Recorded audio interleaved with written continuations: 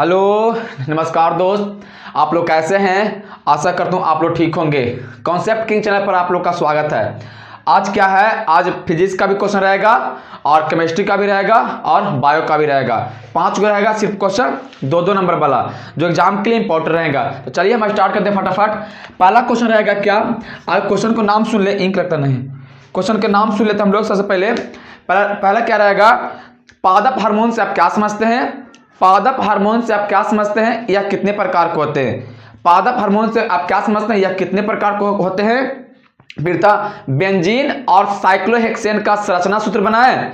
फिर आश्रित जल विद्युत का चलन क्यों नहीं होता है जबकि वर्षा जल होता है, क्या कारण है। फिर था हम लोग का कि एमीटर को श्रेणी क्रम में क्यों जोड़ते हैं और वोल्ट मीटर को समानांतर क्रम में क्यों जोड़ते हैं। ये एग्जाम के लिए इंपॉर्टेंट क्वेश्चन है, तो आप लोग फटाफट देख लें क्या क्या क्वेश्चन है और इसको ध्यान से देखें। आप लोग वीडियो को हमेशा लास्ट तक देखें तो ज्यादा बेस्ट होगा।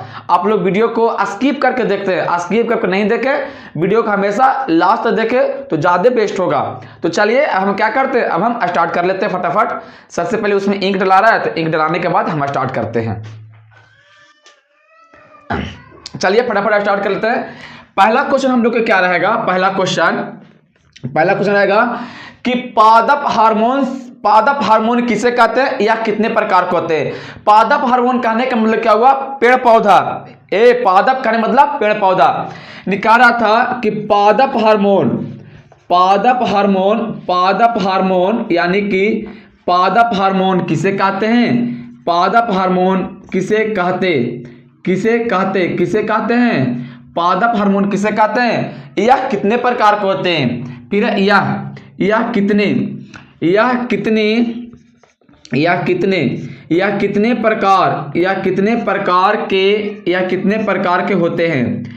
कितने प्रकार के होते हैं।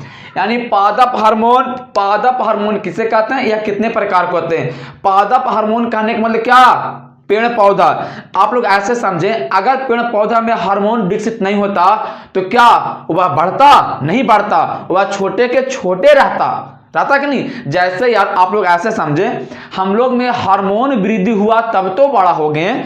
अगर हार्मोन वृद्धि नहीं होता तो हम लोग बड़ा होते नहीं होते, छोटे के छोटे रहते। तो उसी प्रकार पादप में भी हार्मोन होता है, और वह कौन सा हार्मोन है जो हम लोग आगे पढ़ाएंगे, वह कौन सा हार्मोन है। तो सबसे पहले लिखेंगे पादप हार्मोन किसे कहते हैं, तो लिख लेंगे इसका आंसर। ये क्वेश्चन 2 नंबर का है, ये क्वेश्चन 2 नंबर का। जैसे आप लोग देखिए ये पेड़ आ गया है ना, ये पेड़ है ना, तो आप लोग बताएं ये पादप हार्मोन। अगर बताओ इसमें अगर हार्मोन स्रावित नहीं होता तो क्या ये पेड़ पौधा बड़ा नहीं होता। जैसे हम लोग में हार्मोन स्रावित नहीं होता तो हम लोग बड़ा होते नहीं होते, छोटे के छोटे रहते ना। तो कारा कौन सा हार्मोन है उसको जान लेते हैं फटाफट। तो लिखेंगे उभयसा, इसका उत्तर उभयसा रासायनिक पदार्थ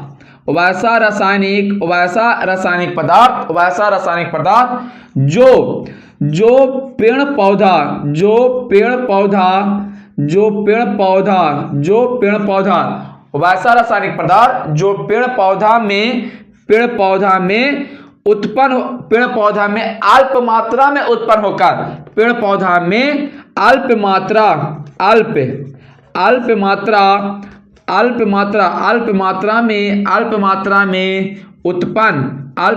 में उत्पन्न होकर उनमें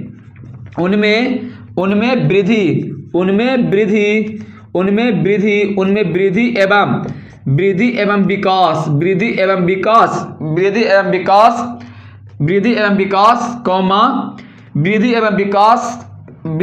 विकास नियंत्रण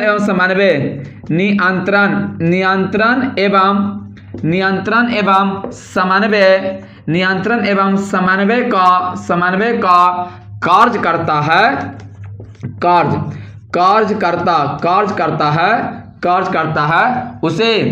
उसे पादप हार्मोन कहते हैं। उसे पादप हार्मोन कहते हैं। उसे क्या कहेंगे, उसे पादप हार्मोन कहते हैं। यह कितने प्रकार के होते हैं, तो 5 प्रकार के। सबसे पहले आप लोग इसको याद रखें कि पादप हार्मोन किसे कहते हैं, तो आप लोग समझे इसको बढ़िया से, एग्जाम के लिए इंपॉर्टेंट क्वेश्चन है। एक क्वेश्चन है बायोलॉजी का, पादप मतलब पेड़ पौधा, तो वैसा रासायनिक पदार्थ, अब इसको रासायनिक क्यों बोले, क्योंकि इसको हम लोग देख नहीं सकते हैं।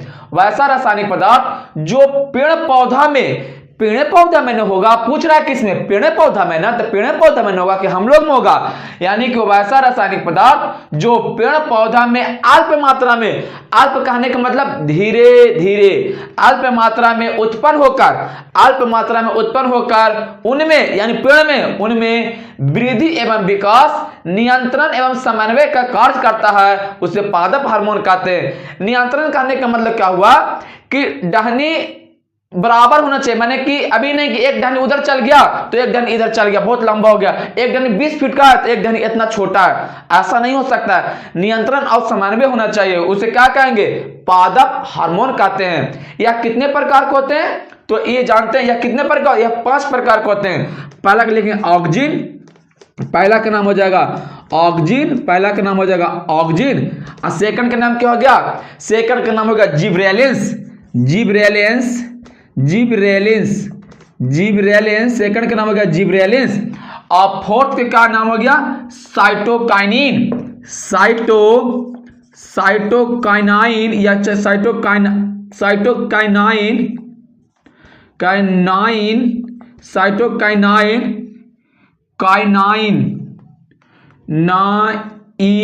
साइटोकाइनाइन, और फोर्थ क्या हो जाएगा, फोर्थ आप लोग का हो जाएगा एब्सिसिक एसिड,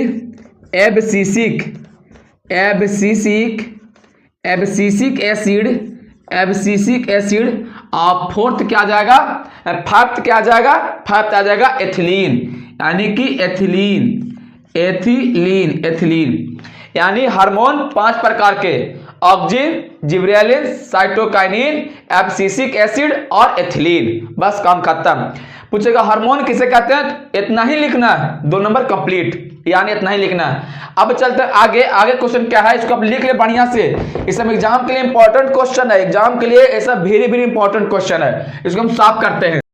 चलिए हम आगे चलते हैं, क्वेश्चन नंबर 2 देख लेते हैं। क्वेश्चन 2 क्या कहा कि एमीटर को श्रेणी क्रम में क्यों जोड़ते हैं और वोल्ट मीटर को समानांतर क्रम में क्यों जोड़ते हैं। आखिर क्या कारण है कि एमीटर को हम लोग श्रेणी क्रम में जोड़ते हैं और वोल्ट मीटर को समानांतर क्रम में जोड़ते हैं, क्या कारण है, इसको लिख लेंगे। तो एक साथ लिखेंगे एमीटर, यानी एक साथ लिखेंगे हम लोग एमीटर, एक साथ लिखेंगे हम लोग क्या एमीटर, एक साथ लिखेंगे एमीटर, और एक साथ लिखेंगे वोल्ट मीटर। क्या लिखेंगे, वोल्ट मीटर, यानी कि वोल्ट मीटर, ऐसा लेंगे वोल्ट मीटर। एक साइड हो गया एमीटर, एक साइड हो गया वोल्ट मीटर। तो कह रहा है कि एमीटर को आखिर हम लोग श्रेणी क्रम में क्यों जोड़ते हैं, अब वोल्ट मीटर को समानांतर क्रम में क्यों जोड़ते हैं, क्या कारण है। तो क्या बोलेंगे, एमीटर को श्रेणी क्रम में इसलिए जोड़ते हैं क्योंकि इसका प्रतिरोध बहुत कम होता है।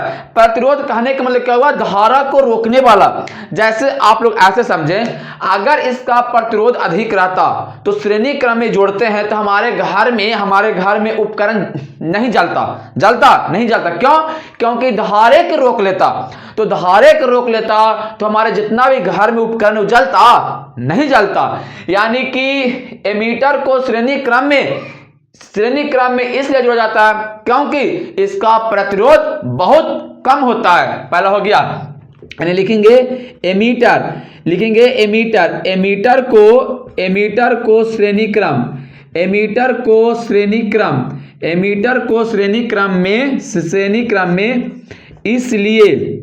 जाता है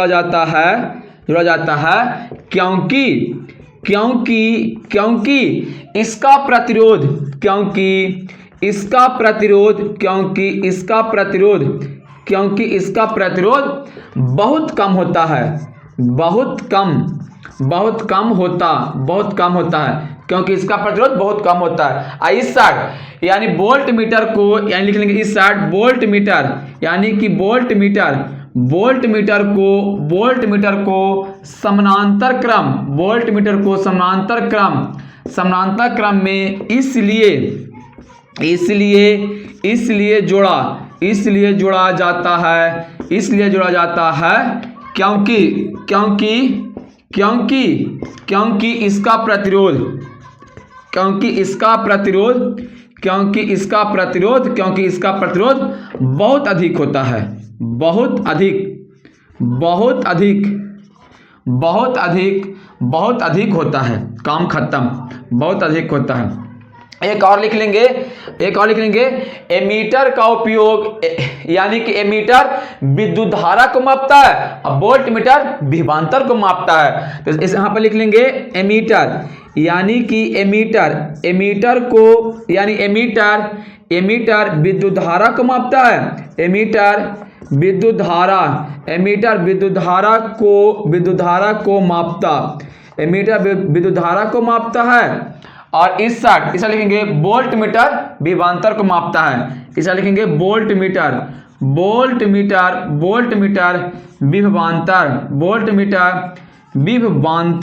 वोल्ट मीटर विभवांतर को मापता, वोल्ट मीटर विभवांतर को मापता है, वोल्ट मीटर विभवांतर को मापता है। काम खत्म। यानी कि एमीटर विद्युत धारा को मापता है और वोल्ट मीटर विभवांतर को मापता है। काम हो गया समाप्त। अब चलते हैं हम लोग आगे क्वेश्चन नंबर 3।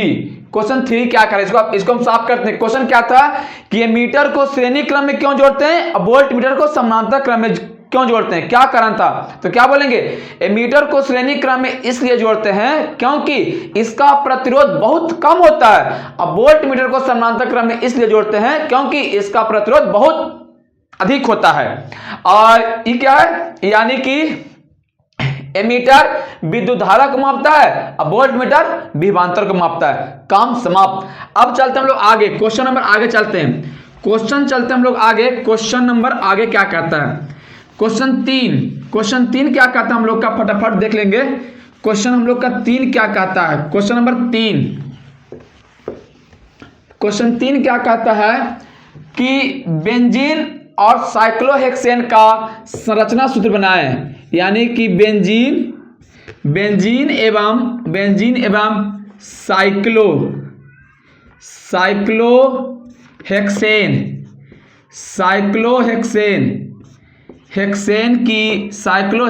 की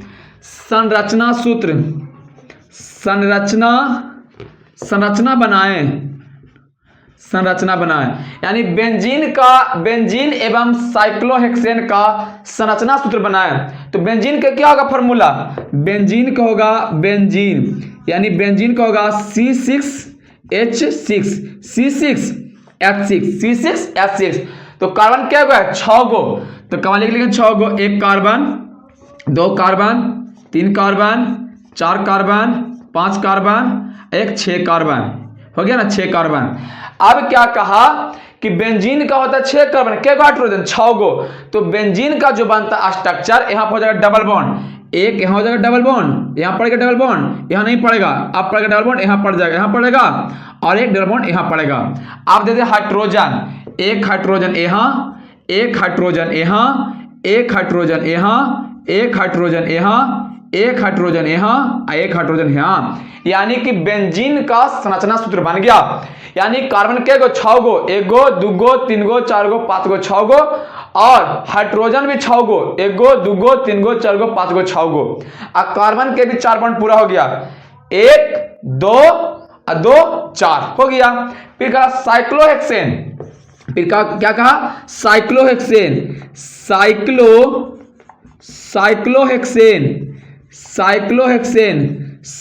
का क्या होगा फॉर्मूला, C6 यानी C6H12 होता है साइक्लोहेक्सेन का, C6H12। तो आप लोग इसका कार्बन के गो 6 गो, तो 1 carbon 2 carbon 3 carbon 4 carbon 5 carbon 6 carbon हो गया। लेकिन यहाँ के हाइड्रोजन है 12 गो, तो 2 इसके पास, 1 3 1 4, 2 इसके पास 2 2 4, 2 इसके पास 4, 2 इसके पास 4, 2 इसके पास 4, 2 इसके पास 4। यानी कि गिल हाइड्रोजन, एक हाइड्रोजन यहाँ, एक हाइड्रोजन यहाँ, एक हाइड्रोजन यहाँ, एक हाइड्रोजन यहाँ, और एक यहाँ, और एक यहाँ, और एक यहाँ, और एक यहाँ, और एक यहाँ और एक यहाँ, इसका बन गया स्ट्रक्चर। यानी कि साइक्लोहेक्सेन का स्ट्रक्चर ऐसे बनेगा। अब चेक कर लें कि कार्बन हाइड्रोजन 12 हुआ कि नहीं। अरे हाइड्रोजन 12 हुआ ना, 2 2 4 2 6 2 8 2 10 2 12। कार्बन में 6 गो, 1 गो 2 गो 3 गो 4 गो 5 गो 6 गो। सिंपल बात है। ये हो गया 2। ये सब क्वेश्चन 2 नंबर का था। बायोलॉजी का क्वेश्चन 2, सॉरी केमिस्ट्री का क्वेश्चन 2 नंबर का था। यानी कि साइक्लोहेक्सेन कहने का मतलब क्या हुआ, साइकिल की तरह, साइकिल के चक्का की तरह बनेगा, गोल बनेगा, इसी को बोलेंगे साइक्लोहेक्सेन। साइक्लोहेक्सेन का फॉर्मूला क्या होता है, C6H12। आप लोग ऐसे इसको बना लें स्ट्रक्चर। अब चलते हम लोग आगे। आगे क्या है, आश्रित जल विद्युत का चलन क्यों नहीं करता जबकि वर्षा जल करता, क्यों? मस्त इंपॉर्टेंट क्वेश्चन। लास्ट क्वेश्चन आप लोग देखें फटाफट क्या कहता है ना। लास्ट क्वेश्चन क्या कहता है, लोग फटाफट देख लें। चलते हैं लास्ट क्वेश्चन हम लोग को क्या कहता है, देख लेते हैं फटाफट क्या हम लोग को क्वेश्चन कह रहा है। लास्ट क्वेश्चन क्या कहता है हम लोग का, लास्ट क्वेश्चन क्या कहता है समझें। यानी आश्रित जल विद्युत का चालन नहीं करता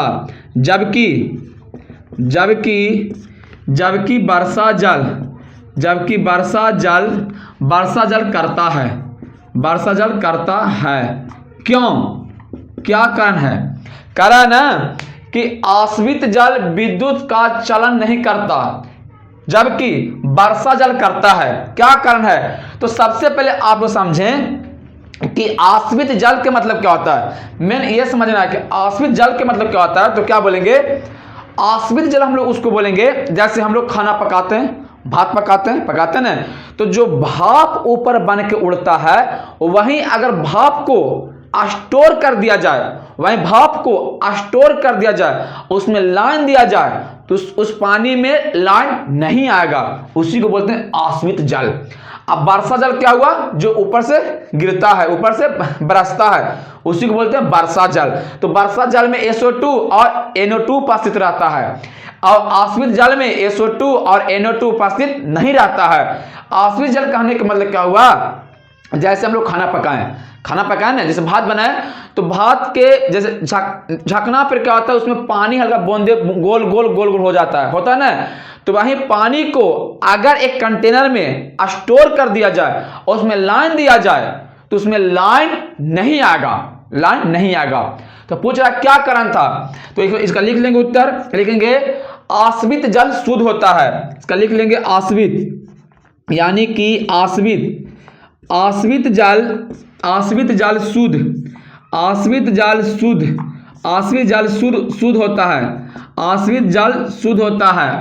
जल शुद्ध होता है।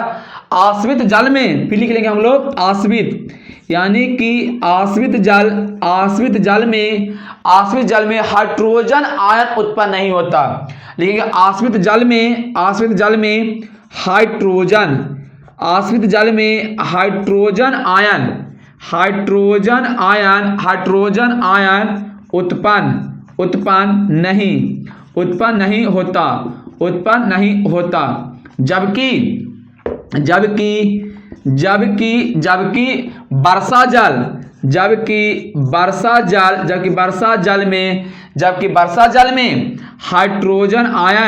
जबकि वर्षा जल में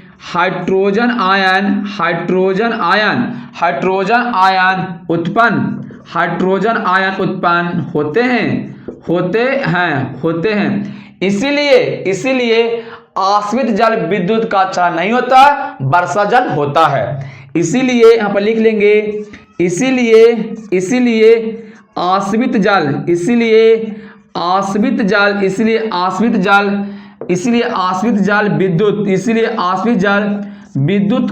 विद्युत का चालक नहीं